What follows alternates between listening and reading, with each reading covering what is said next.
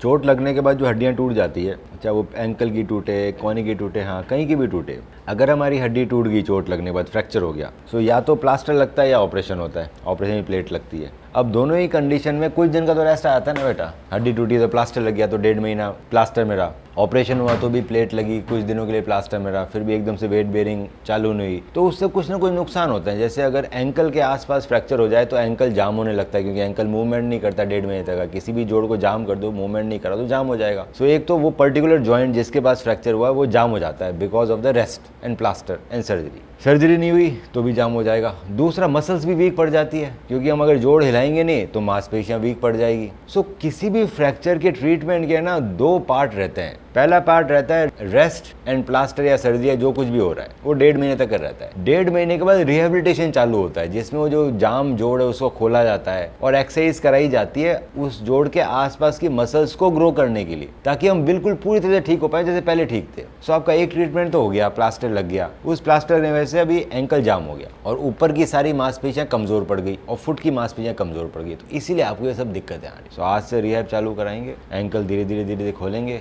Exercise करा के, ताकि मूवमेंट वापस आएगा। साथ साथ में स्ट्रेंथ ट्रेनिंग करेंगे ताकि ऊपर और नीचे वाली मांसपेशियां मजबूत होगी। अब इसमें कई बार 2-3 महीने लग जाएंगे आराम से, उससे पहले ठीक नहीं होगा। और जब ये मूवमेंट खोलेगा तो दर्द भी होगा, जाम है ना चीज़ें, पर ये दर्द सहना पड़ेगा और हम 2-3 महीने बिल्कुल फिट हो जाएंगे। कहाँ रहते हो आप? रोहतक रहते हो ना, तो आते रहो यहाँ पर, सप्ताह में 1 बार, वीक में 1 बार आओ। कहीं ना कहीं मेहनत तो करनी पड़ेगी। उतनी अच्छी एक्सरसाइज हो सकता है बाकी लोग ना करा पाए जितने हमारे फिजियोथेरेपिस्ट करा रहे हैं। तो स्पोर्ट्स सेंटर है ना, बिल्कुल रनिंग वगैरह सब करा के भेजेंगे। मेरी तरफ से सिर्फ और सिर्फ एक्सरसाइज ही ट्रीटमेंट, और ये इसमें ज़रूरत है। इसमें ना तो दवाई काम कर, आप भी जानते हो, वो जोड़ जाम है और दर्द करा, दवाई तो दर्द की दवा आती है ना बेटा। और घुटना जाम होगा, दर्द होगा, तब भी वही दवा देनी है, सर दर्द होगा तब भी वही देनी है, तो वो ठीक तो नहीं करेगी। हमारी जो इश्यूज़ हैं कि हमारी मांसपेशियां कमज़ोर पड़ गई और जोड़ जाम हो गया, वो तो एक्सरसाइज से ही जाएगा। धीरे धीरे एक्सरसाइज धीरे धीरे बढ़ाते रहेंगे, ठीक हो जाओगे। स्टेप 1, आप अपनी MRI रिपोर्ट मुझे व्हाट्सएप करें। स्टेप 2, मैं आपकी MRI रिपोर्ट को डिटेल में स्टडी करके बताऊंगा कि क्या हम आपको बिना सर्जरी के ठीक कर सकते हैं या फिर हमें सर्जरी करने की ज़रूरत है, ACL इंटरनल ब्रेस सर्जरी, और आपके नी में ACL के अलावा और क्या क्या समस्याएं हैं और उसे हम कैसे ठीक कर सकते हैं।